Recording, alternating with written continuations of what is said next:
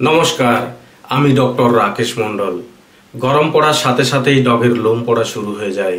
অতিরিক্ত গরমের সময় প্রচুর লোম পড়ে, কিন্তু কয়েকটি টিপস মেনে চললেই আপনার প্রিয় ডগের লোম পড়া কন্ট্রোলে রাখতে পারবেন। তা জানতে হলে সম্পূর্ণ ভিডিওটি দেখুন। তার আগে আমাদের চ্যানেলটি সাবস্ক্রাইব করুন এবং পাশে থাকা বেল আইকনটি টাচ করে আমাদের পাশে থাকুন। আমাদের উদ্দেশ্য আপনাদের সচেতন করা। সিজন চেঞ্জের সাথে সাথে ডগের শেডিং হয়, অর্থাৎ লোম পড়ে, কিন্তু অতিরিক্ত লোম পড়া যথেষ্ট চিন্তার বিষয়। আপনার প্রিয় ডগের অতিরিক্ত লোম পড়লে ওকে কৃমির ওষুধ খাওয়াতে হবে। আইপ্রাস ট্যাবলেট 10 কেজি বডি ওয়েটের জন্য একটি ট্যাবলেট সকালে খালি পেটে বা খাবারের সাথে মিশিয়ে খাওয়াতে পারেন।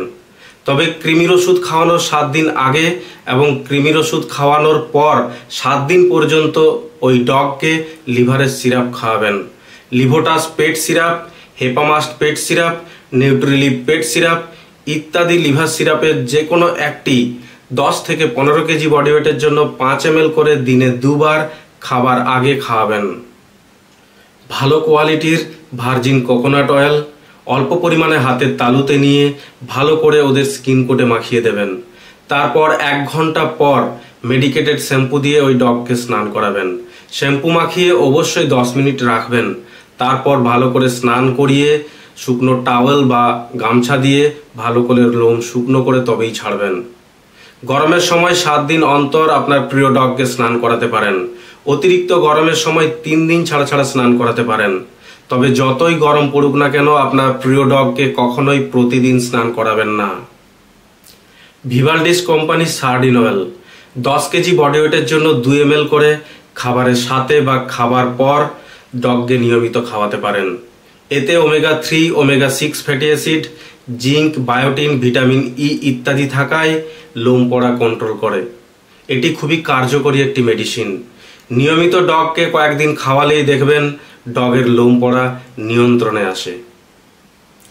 প্রচণ্ড গরমের সময় ওদের লোম ছোট ছোট করে কেটে দিতে পারেন, অর্থাৎ ট্রিমিং করতে পারেন, কিন্তু কখনোই শেভিং করা যাবে না। আপনার প্রিয় ডগের স্কিন কোটে সঠিক ব্রাশ দিয়ে দিনে 2 বেলা করে ব্রাশ করতে হবে। বাড়ির উঠোনে বা ব্যালকনিতে নিয়ে গিয়ে ওদের স্কিন কোটে ব্রাশ করলে বাড়ির মধ্যে লোম দেখা যায় না।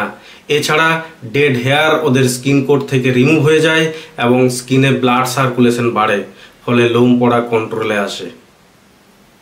আপনার প্রিয় ডগের স্কিনে যাতে কোনো রকমের ব্যাকটেরিয়াল এবং ফাঙ্গাল ইনফেকশন না থাকে, এছাড়া টিক ফ্লি মেঞ্জ যাতে না থাকে সেদিকে লক্ষ্য রাখতে হবে। যদি ডগের স্কিনে কোনো রকমের ব্যাকটেরিয়াল ফাঙ্গাল ইনফেকশন থাকে বা টিক ফ্লি মেঞ্জ ইত্যাদি থাকে, তাহলে নিকটবর্তী পশু হাসপাতালে নিয়ে গিয়ে ওকে ট্রিটমেন্টের ব্যবস্থা করবেন বা কোনো রেজিস্টার্ড ভেটেরিনারিয়ানের সাথে যোগাযোগ করে ট্রিটমেন্টের ব্যবস্থা করবেন। ভিডিওটি ভালো লেগে থাকলে অবশ্যই লাইক ও কমেন্ট করুন এবং ডগ ওনারদের মধ্যে শেয়ার করতে ভুলবেন না। ধন্যবাদ।